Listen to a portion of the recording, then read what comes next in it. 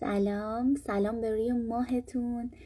امیدوارم که حالا تک تکتون عالی باشه. من خیلی یهویی آماده شدم بیام لایو، همجوری نشسته بودم، بعد گفتم که ملیکا تو مثلا چند وقته که تو یوتیوبت ویدیو لانگ ویدیو نذاشتی، بعد حداقل بیا یکم لایو برو، یکم با در واقع رفیقات صحبت کن، خیلی دلم براتون تنگ شده دیگه. گفتم همجوری یهویی بیام لایو. رفتم توی کانال یوتیوب امتحان کردم، هر کاری کردم نمیتونستم لایو بذارم دیگه. گفتم بیام توی پیج اینستاگراممون یه لایو با هم دیگه داشته باشیم، با هم دیگه پرسش و پاسخ داشته باشیم و حتی اگر یک نفر هم توی این لایو حضور داشته باشه، من با جون و دل براش صحبت میکنم، چون واقعا دلم براتون تنگ شده و واقعا دوست دارم اینکه باهاتون صحبت کنم، با هم دیگه ایده هامون رو به اشتراک بذاریم، با هم دیگه یاد بگیریم و به رشد هم دیگه کمک کنیم.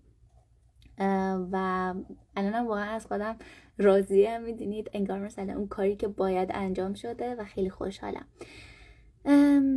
و حالا این لایوی هم که دارم اینجا برگزار میکنم و هم سیو میکنم، توی کانال تلگراممون فایل صوتیشو میذارم و توی کانال یوتیوبمون هم ویدیوش رو ذخیره میکنم.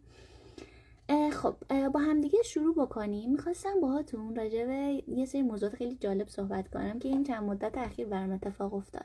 بچه‌ها من این چند مدت اخیر خیلی سعی کردم که تمرین کنم از دایره امن بیرون اومدنم رو. یعنی داشتم همش این مدت اخیر به خودم گفتم الیکا مثلا از این به بعد بیشتر سوال بپرس، اون کاری رو که میترسی انجام بدی رو انجام بده، اون آدمی که میترسی باش ارتباط بگیری رو بهش پیام بده، اون آدمی رو که دوست داری در واقع باهاش کانکشن داشته باشی باهاش کانکشن بساز. چرا خجالت میکشی؟ مثلا خیلی وقتا من ذهنیتم اینه، میگم تو یه کاری رو برو انجام بده، یه درخواستی از یک آدمی داشته باش، در واقع نتیجه‌ای که تو دریافت میکنی خارج از این دو حالت نیست. در حالت اول جواب مثبت میگیری و به خواسته خودت میرسی، به اون تارگتی که خواستی میرسی، و در حالت دوم جواب نمیشنوی و هیچ اتفاقی نمیفته. یعنی تو یه جواب نشنوی، هیچ چیزی عوض نمیشه و تو باز هم میتونی از فرصت‌های دیگه استفاده بکنی.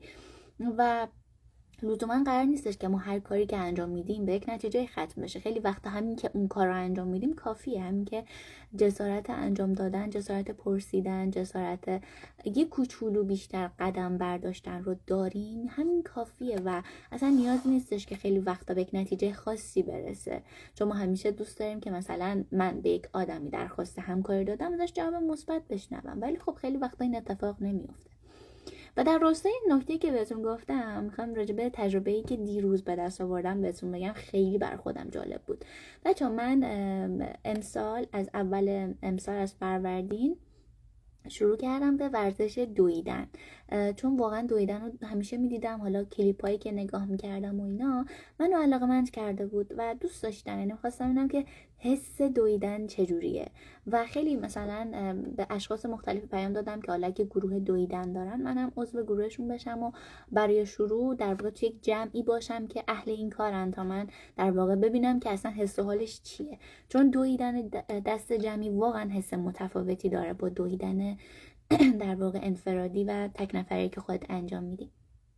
و یه روزی رفتم و توی یک جمع قرار گرفتم که داشتم میدویدن و همه دونده درجه 1 بودن. من اولین روزی بود که وارد در واقع این حرفه شده بودم، اولین باری بود که میخواستم به صورت جدی بدوم و خب خیلی برای من اون روز تجربه جالبی بود. و از اون روز به بعد من دیگه به طور روتین این ورزش رو، این فعالیت رو، این کار رو توی برنامه روزانم قرار دادم. یعنی هر روز باید من یه فعالیت بدنی داشته باشم. الانم اینجوریم، هر روز باید بدوم، یا اگر عضله گرفته باشه یا حالا پام درد گرفته باشه مثلا پیاده روی، دوچرخه سواری، یعنی هر روز باید اون فعالیت انجام بشه. یا اینکه مثلا از یوتیوب یک ویدیویی ببینم و در خونه ورزش کنم. مهم نیست که به چه صورت باشه، اون فعالیت باید انجام بشه. چون بچه‌ها اصلا این ورزشه جدا از اون تأثیرات مثبتی که روی بدنتون میذاره، انقدر روی عملکرد ذهنتون تأثیری داره که اصلا غیر قابل توصیفه. و من زمانی که خودم شخصا ورزش میکنم، نمیخوام حرفی که همه میزنن رو بگم، تجربه شخصی خودم اینه که توی اون تایمی که مشغول ورزش کردنم به هیچ چی فکر نمیکنم.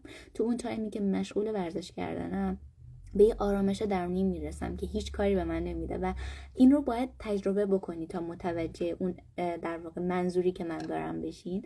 و خب این خیلی جالبه و من همیشه مثلا میگفتم که دویدن چیه فلان، ولی خب یه جایی بهش علاقه‌مند شدم. بعد دیگه رفتم تو دل اون مسیر.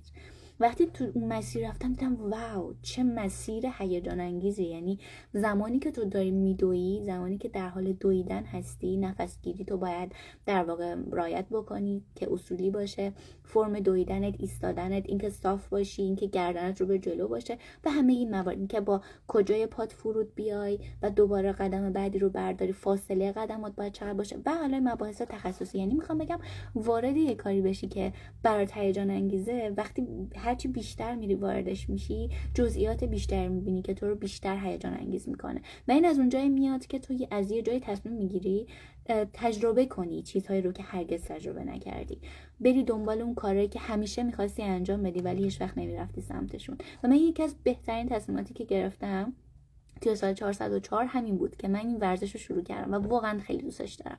حالا داشتم میگفتم توی همین مسیرم دیگه الان مثلا 4 ماهی میگذره، 4 ماهی میگذره که من این ورزش رو شروع کردم. دیروز با دوچرخه رفته بودم در واقع ورزش کنم و اینا، یه آقایی رو دیدم خیلی خوب داره میدوه. یعنی قشنگ معلوم بود از اون دونده‌های درجه یکیه که حالا چند سال داره کار میکنه و خیلی حرفه‌ای داره این حرفه رو دنبال میکنه و انجام میده. و من همینجور داشتم رد میشدم بهشون گفتم خسته نباشید و من رفتم، یعنی منتظر جوابشون حتی نموندم، گفتم خسته نباشید، چون همیشه دوست دارم حس خوب بدم به دیگران. چون من خودم مثلا میرم میدوام، ورزش میکنم، گاهن افرادی که از کنارم رد میشن یا ماشینی که رد میشه بر من یه انرژی مثبت میفرسته، بوق میزنه یا مثلا میگه ماشاءالله دمت گرم و اینا، خیلی حس خوبی میگیرم و دوست دارم این حسی که بقیه به من میدن و من به بقیه بدم و خب این خیلی قشنگه.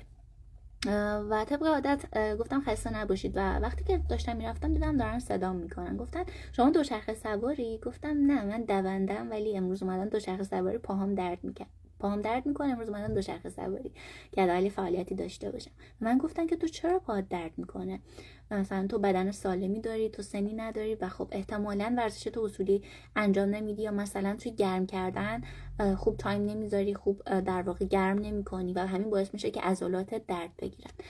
و همین شد و قشنگ این ارتباطه این شکلی شکل گرفت که من گفتم خسته نباشید، اون آقا با من آشنا شد و من هم دونده بودم، ایشون هم یه دونده درجه یک و با هم دیگه شاید باورتون نشه اون مسیر رو 2 بار رفتیم و اومدیم و توی تمام این مسیر داشتیم با هم دیگه اطلاعات رد و بدل می‌کردیم. و ایشون انقدر خالصانه، انقدر با حوصله نکات رو به من میگفتن که مثلا این شکلی گرم کن، حداقل 20 دقیقه باید گرم کنی، از این پروتئین استفاده بکن، قبل تمرین اینو بخور. یعنی هر چیزی که فکر میکردم که به من کمک میکنه به عنوان یک مبتدی گفتن و من واقعا شگفت زده شدم. حتی یه در واقع از این پروتئینایی هست مثلا مغزای مختلف رو دارن، از اینا که بیرون میخریم 2 تا داشتن و حالا داشتن من معرفی میکردن که کدومو بخرم که بهتره، اون حتی آدرس جایی هم که خریدن رو به من گفتن و وقتی که داشتن به من نشون دادن یکی رو به من دادن که حالا من تو دستم باشه ببینم چیه و وقتی که خواستم دوباره بهشون بدم گفتن نه این مال شماست و اونو به من دادن و خب این خیلی قشنگ بود. گفتم من یه دونه دارم که حالا استفاده کردم، دارم حالا بعد تمرین میخورمش، یه دونه اضافه دارم و به تو میدم. و این برای من واقعا شگفت انگیز بود و من شگفت زده کرد که این آدم چقدر قلب مهربانی داره و من خیلی اتفاقی با این آدم آشنا شدم که احتمالاً در آینده میتونیم با همدیگه ورزش بکنیم. حتی به من گفتن بیا از این بعد با همدیگه حالا هماهنگ کنیم و ورزش کنیم و من یه جورایی واقعا باورم نمیشد که با چه آدم خوبی تونستم کانکشن بزنم و قطعاً توی مسیر ورزشی و در ادامه راه برای من یک راهنما و یک مربی خیلی خوبی خواهد بود که خیلی به من کمک میکنه. میخوام اینو بهتون بگم بچه‌ها، خیلی وقتا خوبه که بریم دنبال این که با آدمای خوب ارتباط بگیریم. خیلی وقتا ما اصلا نمیدونیم پشت پرده شخصیت اون فرد یا حالا پیش زمینه‌ای که داره، حرفه‌ای که دنبال میکنی چیه، یا اصلا در واقع چه جور آدمیه، چه شخصیتی داره. خیلی وقتا با یه کلمه، با یه جمله خیلی فرصت‌های خوبی برای خودمون میتونیم بسازیم. پس میخوام بهتون بگم خیلی وقتا از اون منطقه امنه بیایم بیرون، با آدم‌ها ارتباط بگیریم، لبخند بزنیم، انرژی خوب بدیم و خیلی وقتا اصلا نمیدونیم که قرار بعدش چه اتفاقی بیفته. بارها شده مثلا به خیلی از آدم‌ها انرژی مثبت دادیم و در همون لحظه یک لبخند خیلی قشنگ به ما هدیه دادن و همینش کافی بوده و خیلی وقتا هم این ارتباط عمیق‌تر شده و در واقع صمیمیت‌تر شدیم و حالا ادامه دارتر بوده و این از این نشأت میگیره که سعی بکنیم به دیگران بیشتر حال خوب بدیم، سعی بکنیم به اطرافیانمون بیشتر حال خوب بدیم و یکی از قشنگترین تجربیاتیه که من تونستم به دست بیارم و گفتم که حتما با شما به اشتراک بذارم اینکه نترسید بچه‌ها از اینکه خیلی جاها طرد بشید، از اینکه خیلی جاها هیچکس جواب حرفای شما رو نده، هیچکس حرفای شما رو جدی نگیره، هیچکس ازتون حمایت نکنه. از این خجالت نکشید که خیلی جاها در واقع اونجوری که باید با شما رفتار نمیشه و ناراحت نشید از اینکه توی سری از جمع‌ها ارزش شما اونجوری که باید حفظ نمیشه. اون چیزی که مهمه اینه که در نهایت هر اتفاقی که توی زندگی ما میفته، هر تجربه‌ای که ما به دست میاریم قرار یک درسی به ما بده، قرار یک نکته‌ای به ما بده برای ادامه مسیر، قرار یک چیزی باشه، در واقع یک نکته‌ای باشه که در ادامه مسیر به ما کمک میکنه. میتونه اون دردناک باشه، میتونه باعث رنج ما بشه، اون نکته میتونه اشک ما رو در بیاره، حال ما رو بد کنه، میتونه نکته‌ای باشه که باعث شادی ما باشه. به هر حال برای ادامه مسیره و این لازمه رشده. بچه‌ها رشد یک فرایندیه که با درد همراهه، یک فرایندیه که با رنج همراهه و ما اینو باید بپذیریم. اگر وارد این مسیر میشیم، این مسیر قرار نیست آسون باشه، این مسیر قرار نیست یک شب باشه. بازی بلند مدته. رشد کردن یک فراینده و این فرایند نیازمند زمانه، نیازمند صبوریه، نیازمند دیسیپلینه. پس اینو یادمون نره که خیلی جاها قدردان باشیم بابت اینکه قدردان باشیم از خودمون اول از همه، بابت اینکه توی هر شرایطی سعی کردیم تمام تلاشمون رو بکنیم، حتی زمانی که بحرانی اتفاق میفته، حتی زمانی که شرایط اونجوری که همیشه بوده نیست، ما سعی کردیم که تا جایی که میتونیم حال خودمون رو خوب نگه داریم، تا جایی که میتونیم خودمون رو سرگرم انجام دادن کارهای خوب بکنیم، ورزش کنیم، کتاب بخونیم، پادکست گوش بدیم. همیشه از خودمون قدردان باشیم و همیشه سعی کنیم که رو به جلو حرکت کنیم. این نکته اول. و دو، قدردان کسایی باشیم که خیلی جاها به ما درس‌های خیلی قشنگی دادن.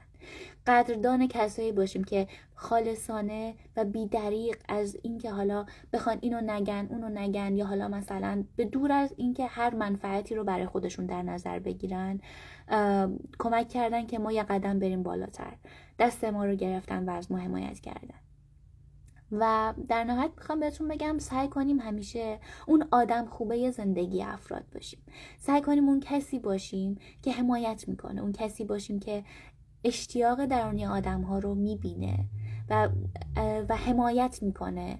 با یک لایک کوچیک، با یه ادستوری کوچیک، با یه پیام کوتاه، با یه زنگ چند ثانیه‌ای میتونیم حال اطرافیانمون رو بپرسیم، بهشون یادآوری کنیم که دوستشون داریم و میبینیمشون و برای ما عزیزن. پس همین، یعنی این لایو کاملا دلی بوده، هر حرفی که زدم از اعماق وجودم بوده، از قلبم بوده.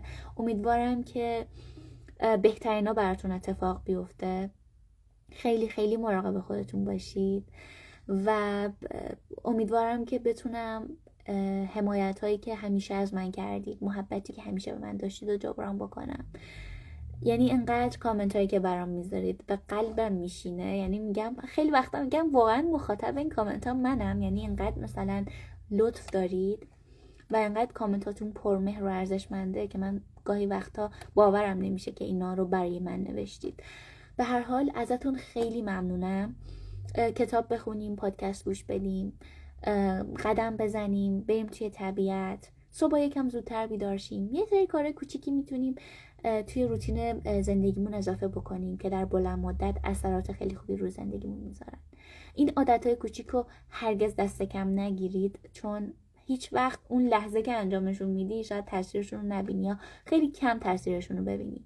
و همین کم کم ها، همین ندیدن های در واقع ندیدن هایی که در واقع وجود دارن اما برای ما قابل مشاهده نیست، همه اینا جمع میشه و در نهایت یک تمایز و یک تفاوت بزرگ ایجاد میکنه بین کسی که عادتهای کوچیک داشته و کسی که هیچ عادت کوچیکی توی زندگیش نداشته و یا اگر عادتی هم داشته عادت مثبتی نبوده. ببینید بچه‌ها، اینکه ما چه عادتی داشته باشیم، عادت مثبت باشه عادت منفی باشه، به مرور زمان نشون میده که کدوم راه درست رفته. اینکه تو در واقع سری عادت‌های مخرب داشته باشی، عادت‌های منفی داشته باشی، قطعا در بلند مدت فرد دیگری میشی و کاملا متفاوتی با کسی که عادت‌های مثبت داشته توی همون بازه زمانی. پس این خیلی مهمه که ذهنمون، وقتمون، انرژیمون صرف انجام دادن چه کارایی میشه. آگاه باشیم و دیگران هم کمک بکنیم که رشد کنن. و میدونید قشنگی رشد اینه که باعث بشه بقیه هم رشد کنن. اینکه خودت صرفا بری بالا نمیچسبه، قشنگ نیست به نظر من. و جارشتی بستری شده برای ارتباط با شما و من بی نهایت دوستای خفن پیدا کردم، رفیقای واقعی پیدا کردم و همه داریم به همدیگه کمک میکنیم. خیلی وقتا تو کامنت ها نکاتی که خودتون تجربه کردید رو برامون مینویسید و بقیه میخونیم، استفاده میکنیم، شیر میکنیم با همدیگه. خیلی قشنگه. این جمع نگه داریم، این خانواده ارزشمند رو نگه داریم و روز به روز نکته های جدید به هم دیگه یاد بدیم. خیلی خیلی خیلی دوستتون دارم. مراقب خودتون باشید. مرسی که توی این لایو کنارم بودید و بهترینا رو از ته قلبم براتون آرزو میکنم. تا لایو بعدی، خدا نگهدار.